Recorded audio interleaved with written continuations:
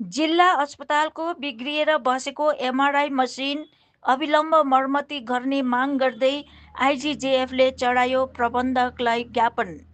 बिग्रिएर बसेको MRI machine अविलम्ब मर्मती गरिनुपर्ने माग गर्दै इन्डियन गोर्खा जनशक्ति फ्रन्टले जिल्ला अस्पताल प्रबन्धकलाई चढायो ज्ञापन। यो मसिन विगत धेरै महिना अघिदेखि बिग्रिएको हुनाले रोगीहरूको टेस्ट हुन सकिरहेको छैन। इन्डियन गोर्खा जनशक्ति फ्रन्टको टोलीले जिल्ला अस्पतालका प्रबन्धकसँग भेटेर बिग्रिएर बसेको एमआरआई मेसिन अविलम्ब मर्मती गरिदिने अनुरोध गर्दै ज्ञापन पत्र चढायो। नमस्कार। र आज दिनाङ्क 22 फेब्रुअरी 2025 को दिन हामी दार्जिलिङ हस्पिटल जिन हस्पिटल है हामी पहाडवासीको एउटा यो सेट हो अनि हाम्रो हरेक बिरामी रोगीहरूलाई हामी यहाँ ल्याउँछौँ। अनि आज हामी दार्जिलिङ डिस्ट्रिक्ट हस्पिटल आएको थियौँ।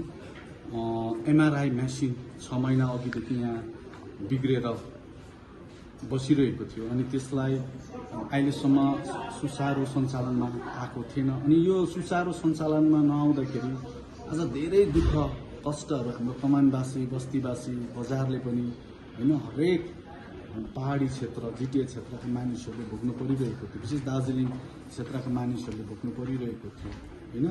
अनि आज हामी आएर दार्जिलिङ डिस्ट्रिक्ट हस्पिटलमा सुप्रिन्टेन्डेन्ट दार्जिलिङ डिस्ट्रिक्ट हस्पिटललाई भेटेको छौँ। उहाँको नाम हुनुहुन्छ मोहम्मद महफुजलाई है हामीले भेटेको छौँ। Mohammad Mahfuz Darjeeling superintendent district hospital.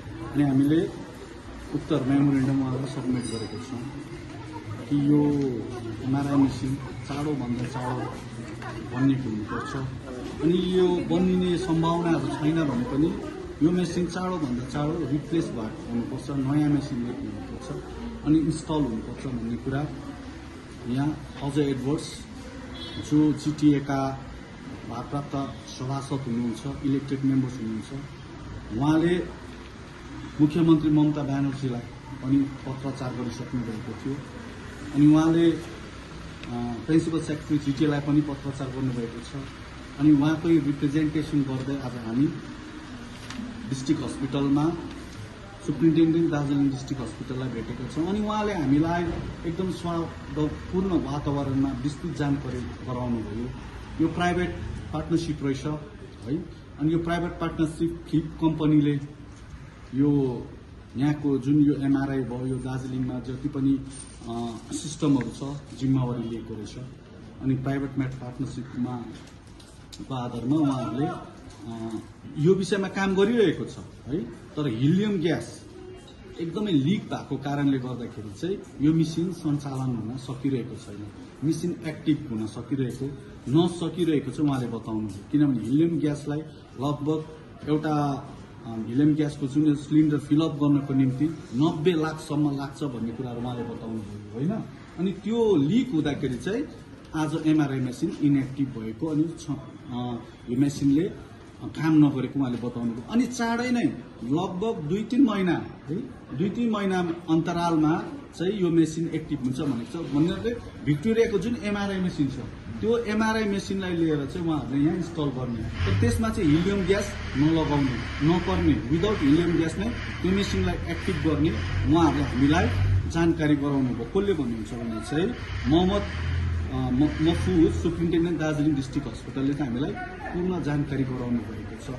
अनि अहिले दार्जिलिङ सुप्रिन्टेन्डेन्टको पक्षबाट एकदमै राम्रो व्यक्ति हुनुहुन्छ, उहाँ एकदमै कोअपरेट गर्ने अनि जनताको अनि यहाँको गरिबको दुखेसोलाई बुझ्नु व्यक्तित्व हुनुहुन्छ मोहम्मद महफुज यहाँको सुप्रिन्टेन्डेन्ट। उहाँले हामीलाई स्पष्ट के बताउनु भयो भन्दाखेरि चाहिँ अहिले त्यो रुमहरू बनिरहेको छ, जुन त्यो मेसिन इन्स्टल गर्नको निम्ति मेसिन राख्नको निम्ति चाहिँ रुमहरू बनिरहेको छ अनि यसको प्लेटफर्महरू बनाइरहेको छ। अनि चाँडै नै 2 महिना अथवा 3 महिनाभित्रमा चाहिँ यो मेसिन एक्टिभ हुन्छ भन्ने चाहिँ उहाँले जानकारी गराउनु भएको छ। अनि हामी विश्वास त छौँ आज डिएमओ आज हामी सुप्रिन्टेन्डेन्टलाई भेटेको छौँ अनि हामीले अजय एडवर्ड्स थ्रु मुख्यमन्त्री ममता ब्यानर्जीलाई पनि पत्रचार गरिसक्नु भएको छ, प्रिन्सिपल सेक्रेटरीलाई पत्रचार गरिसक्नु भएको छ। अनि हामी विश्वास गर्छौँ कि चाँडैभन्दा चाँडो यो मेसिन एक्टिभ हुनुपर्छ किनकि हामी गरिबको निम्ति चाहिँ इडेन हस्पिटल चाहिँ हाम्रो दोस्रो भगवान हो। हेर्नुहोस् दोस्रो ईश्वर हो एडिन हस्पिटल चाहिँ। यहाँ चाहिँ जीवन र मृत्युको कुरा छ है। हामी सिलगढी लान सक्दैनौँ।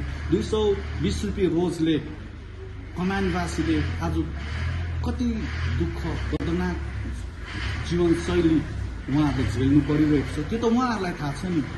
महिनामा मरेर 5,000 रुपियाँ कमाउँछ, यता गएर मासुको पैसा होइन, समाज घर नानी फालीलाई लुगा, नानी छोराछोरीलाई लुगा फाटा, स्कुलको एडमिसन, किताब, ड्रेस, समाज, अब एकदम असम्भव कुरा हो। एक्चुअली हेर्नु हो भने चाहिँ असम्भव कुरा हो। 220 रुपियाँ पैसा। अब अझै एमआरआईहरू गर्नुपर्ने हुन्छ, बिरामी गर्नुपर्ने। अब उहाँहरूलाई आज धेरै टाढो सिलगढीसम्म जानु पर्दाखेरि चाहिँ एकदमै डरलाग्दो कठिन एकदमै है। अनि यो कुरालाई मध्यनजर राखेर सुप्रिन्टेन्डेन्ट दार्जिलिङ डिस्ट्रिक्ट हस्पिटलले पनि पूर्ण रूपले पहल गरिरहेको हामी पायौँ। अनि हामी सबैलाई अनुरोध गर्छौँ, तपाईँहरूले जुन यो मेसिन छ त्यो 2-3 महिनामा इन्स्टल हुने हामीलाई आश्वासन उहाँहरूले दिनुभएको छ। अनि हाम्रो पक्षबाट अझ एडवर्ड्सको पक्षबाट पनि उहाँले भन्नुपर्ने जग्गामा र गर्नुपर्ने काम गरिरहेको छ। यो तपाईँहरूलाई म बताउन चाहन्छु।